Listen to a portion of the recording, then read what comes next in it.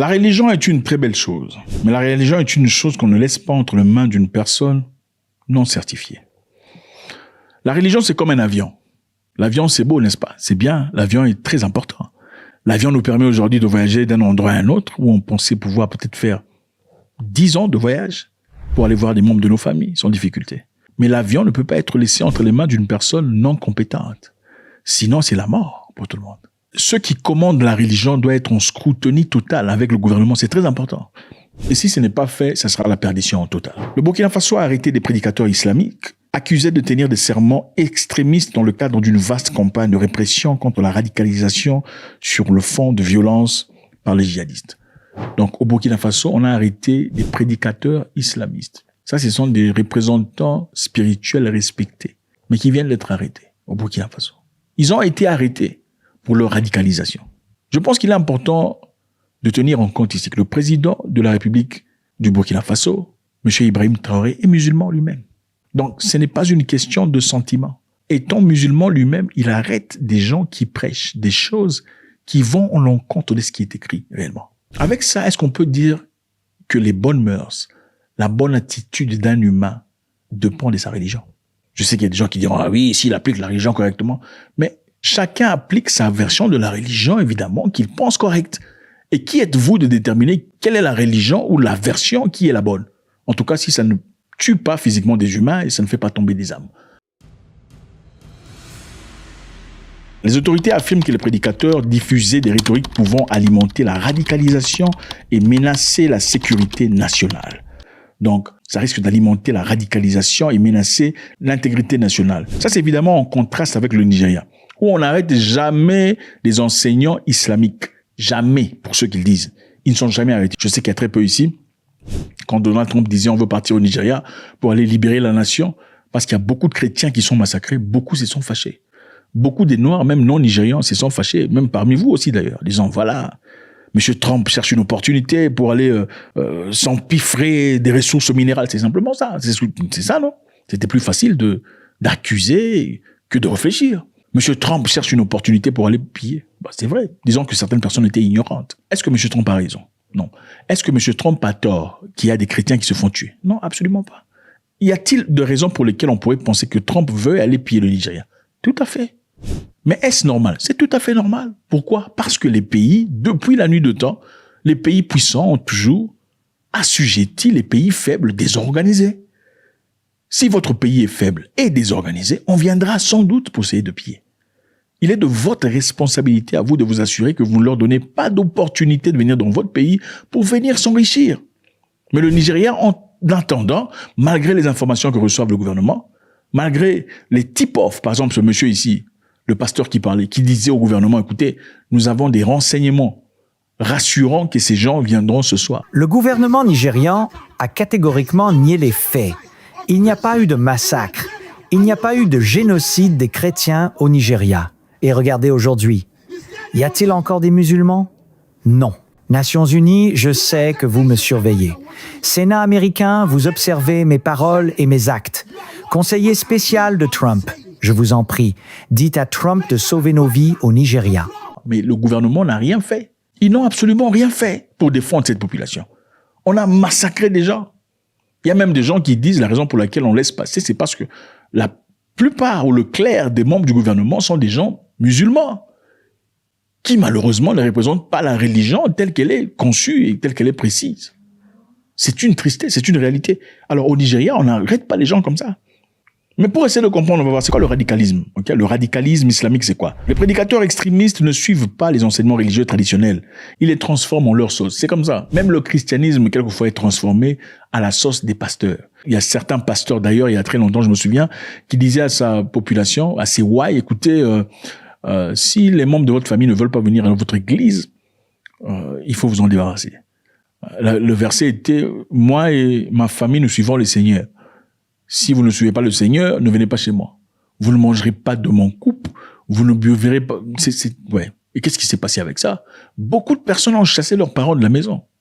Beaucoup de personnes se sont retirées carrément de leur famille.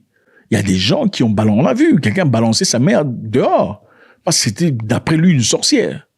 C'est quand même bizarre de voir ça, parce que si vous êtes réellement une personne de Dieu, pourquoi vous avez peur d'une sorcière? Vous êtes censé être plus puissant, non? N'est-ce pas ou pas? Si vous êtes vraiment serviteur de Dieu et que Dieu vous connaît et vous écoute, pourquoi vous avez peur d'une sorcière? Il faut aider la sorcière. La sorcière devrait avoir peur elle-même. Si elle est vraiment sorcière, elle devrait fuir d'elle-même. Si la sorcière ne fuit pas, elle vit toujours là. Ça veut dire que votre prière ne marche pas. Pourquoi vous jetez votre mère dehors? C'est ça la radicalisation. Elle n'a pas un seul sens. Ça se trouve dans beaucoup de pays, dans beaucoup de religions. Voilà pourquoi au Rwanda, on a fermé les églises. 5000 églises ont été fermées. Pourquoi? Parce qu'il faut un pilote qui a le sens. Okay? La religion, c'est comme l'avion. Il faut un pilote bien instruit, un pilote qualifié, un pilote bon. Et quand vous mettez devant vous une personne qui se lève du jour au lendemain et commence à vous prêcher sa version de la religion, ça devient très dangereux. Alors, c'est quoi ce radicalisme? Numéro 1, il se présente comme les seuls véritables interprètes de la religion. Voilà. Vous entendez une personne vous dire, c'est moi qui comprends ce qui est écrit dans ce livre. C'est un mauvais. Il faut faire très attention. Ils décrivent des prédicateurs traditionnels comme des corrompus, des faibles ou pas des vrais croyants. Donc, c'est comme ça qu'on radicalise les gens. Numéro 2, ils créent un groupe extérieur démonisé. Ça pourrait être le gouvernement, ça pourrait être une autre religion. Donc, démoniser les autres, voir des autres croyants, disant qu'ils sont des mauvais. Donc, c'est eux contre nous pour justifier leurs atrocités. Numéro 3. Ils promettent une entrée garantie au paradis pour ceux qui commettent des actes de violence. Une distorsion grave des enseignements religieux authentiques, c'est ça. Donc, si tu tues, tu massacres des gens qui sont des infidèles, plusieurs tu massacres, plus facile est pour toi d'entrer au paradis et avoir tes vierges, c'est ça. C'est comme ça qu'ils disent aux gens. Et c'est ceux qui sont généralement en pauvreté, en difficulté, ceux qui sont dans leurs sentiments personnes délaissées, s'associent à ça très rapidement. Numéro 4. Ils exagèrent ou inventent des menaces telles que votre communauté est attaquée. Il faut sauver votre communauté. D'autre part, ils disent votre identité est menacée. Il faut la défendre.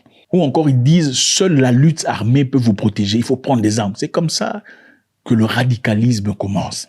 Alors, la différence ici, je pense que c'est important de mentionner entre le Burkina Faso et le Nigeria, c'est qu'au Nigeria, rarement on arrête des clérics ou des prédicateurs qui parlent d'extrémisme. Ils ne sont pas arrêtés. Ils ne sont pas dérangés. Ils ne sont pas gênés. Okay? Au Burkina Faso, on les jette en prison. Au Nigeria, on ne le fait pas.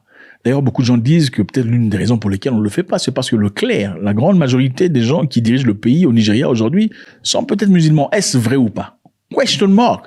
Mais moi, je voudrais bien, et c'est eux, apparemment, qui disaient aussi que les chrétiens ne sont pas tués. Ce n'est pas vrai. Il n'y a pas de génocide de chrétiens.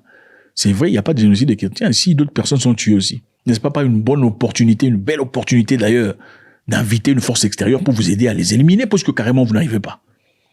Mais au lieu de vous fâcher contre ce fait-là, que les gens meurent chaque jour, les enfants sont enlevés, les petites filles sont prises de force, vous vous fâchez contre le fait qu'un monsieur qui dit venir vous soutenir dans votre guerre, transformons l'histoire en la distortant, disant que monsieur, le président veut s'attaquer au Nigeria.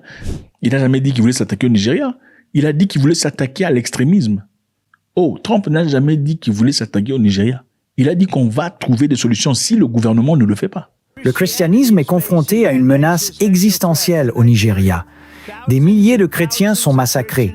Les islamistes radicaux sont responsables de ce massacre. Je désigne donc le Nigeria comme pays particulièrement préoccupant. Il s'agit d'une définition légale. Clairement, il n'arrive pas à le faire. Au Nigeria, on a arrêté un prédicateur. Et quand on les arrête, ce n'est généralement pas parce qu'ils ont prêché des choses extrémistes. On a arrêté un prédicateur, pourquoi? Parce qu'il a tabassé un petit garçon de 6 ans. Ce n'était pas pour les choses qu'il a dit dans l'extrémisme. C'était pas ça la question. L'arrestation, c'est parce qu'il a tabassé un enfant. Et cet enfant a été tabassé, pourquoi? Parce que ce sont des enfants qui vivent là-bas à l'école islamique.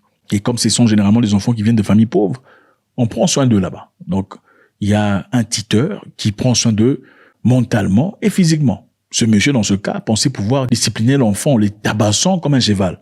Après avoir tabassé l'enfant s'est blessé de partout. Et c'est seulement parce que la vidéo est devenue virale qu'on l'a trouvé. Le gouvernement est obligé de réagir. Mais le monsieur a dit des choses brûlantes dans le passé. Il n'a pas été arrêté pour ça. Il a été arrêté pour avoir tabassé un enfant. Il y a un monsieur prédicateur aussi, Issa Ali Antami. Issa Ali Pantami Segui est un érudit islamiste nigérian. Il avait déclaré dans le passé que les membres de Boko Haram étaient des frères musulmans égarés. Les membres de Boko Haram sont ses frères. Il dit, il faut pas les toucher. Ils sont nos frères, nous, le gouvernement. Le membre de Boko Haram mérite la miséricorde et la réhabilitation plutôt que d'être tué. Il a aussi critiqué les opérations militaires contre Boko Haram, les jugeant excessives. Écoutez, une personne qui juge les attaques de l'armée contre Boko Haram et disant que c'est excessif, il faut pas faire ça. Pendant que ces gens-là se massacrent des gens, prennent des enfants, lui il dit ce sont nos frères.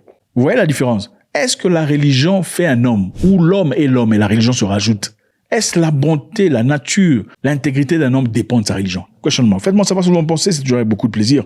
God bless.